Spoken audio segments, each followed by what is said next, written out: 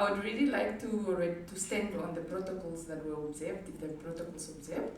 But I wanted to highlight the Miss Linda Aipinge Nakale, the Executive Director of MICT. She's really doing the things.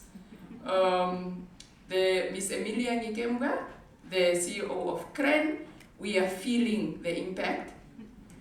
And Miss Sonia Kutsie, the Managing Director of Salt Essential IT. Look how far you have come, girl.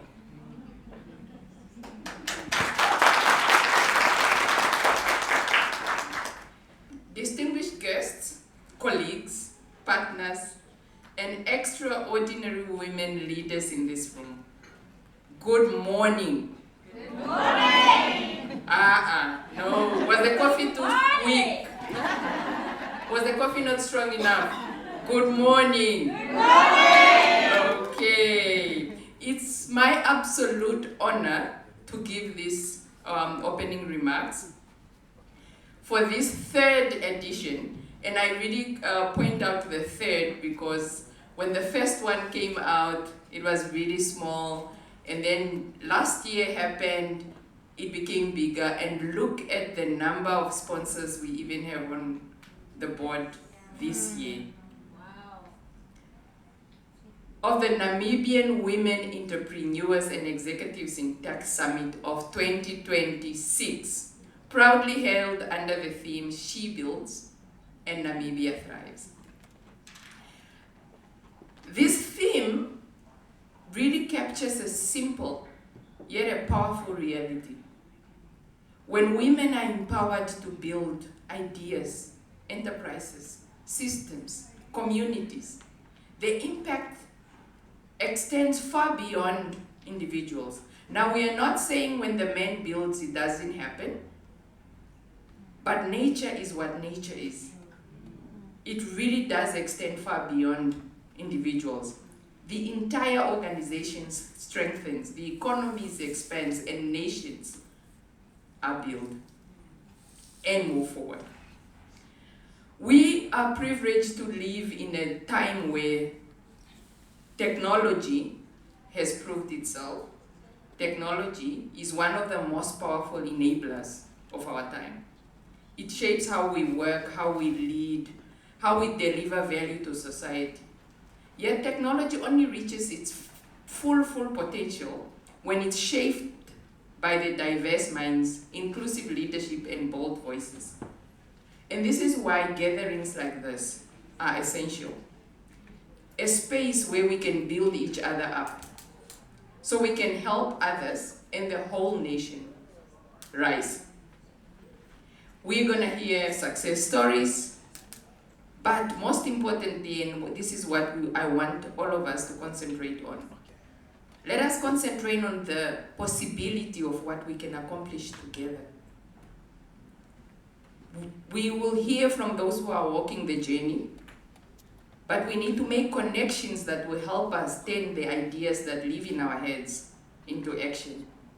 And most importantly, I want us all to remind one another that we are here.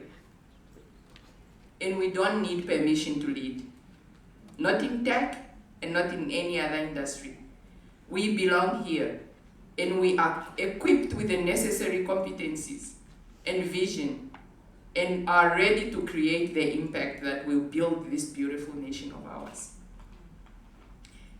Ensuring that technology benefits the masses and does not leave anyone behind. I want to share a story of a question that stayed with me. It really lives rent-free in my head. We were at a tech conference on connectivity. In my part-time, I am a board member of Powercom, which is an ICT infrastructure company that built towers and Okay. So we're there, and one person asks, we are talking about connectivity to the areas, to the underserved areas. And the one person stands up and asks, okay, so we connect the underprivileged society, then what? What is it that they are going to use this connectivity for? if the services don't follow, if I'm still gonna have to travel from Ruakana to Oshakati for an ID, if I still have to come to the nearest town for banking services, if I have, then what, really? So we have to make sure that technology works for the people and not just technology for the sake of technology.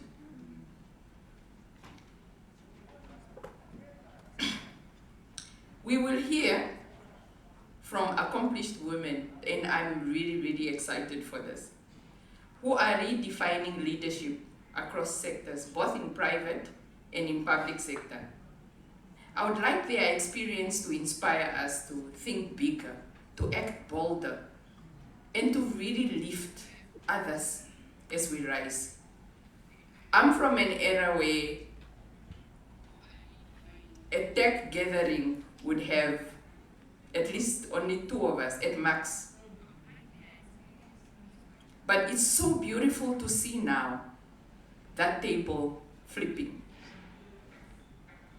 So let us inspire each other to really, and also lift others as we rise, to say it's doable. It has been done before, under much more difficult circumstances even, but it can be done. I like the lineup mostly because it really is a chain of, and you can see Sonia's sprinkle on it. Because we will talk about leadership, well-being, belonging, digital policies, governance, public trust, regulation, ecosystem, opportunity, scaling. So it's a really whole chain, and I cannot wait to dive in. I want these questions to linger in your mind as you listen to this set of discussions. Again, I repeat, how do we ensure technology works for people and not the other way around? How do we create progress that is trusted and not just impressive? How do we grow digital economies without leaving people behind? And how do we lead in ways that are future fit, but still deeply human? These are the questions that need answers on a national level. And they require each and every one of you to be present. Not just as a decoration or a tick box that we had a women event tick, but as you are in the positions that you serve, as decision makers, as architects, as challengers, as builders, as change makers. To the organizers and partners and sponsors, thank you so much for this platform. Thank you for your commitment to amplifying the women voices and advancing Namibia's development.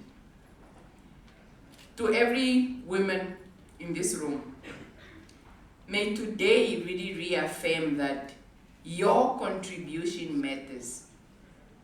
Your ambition is valid. Your leadership, necessary for this future that we are building.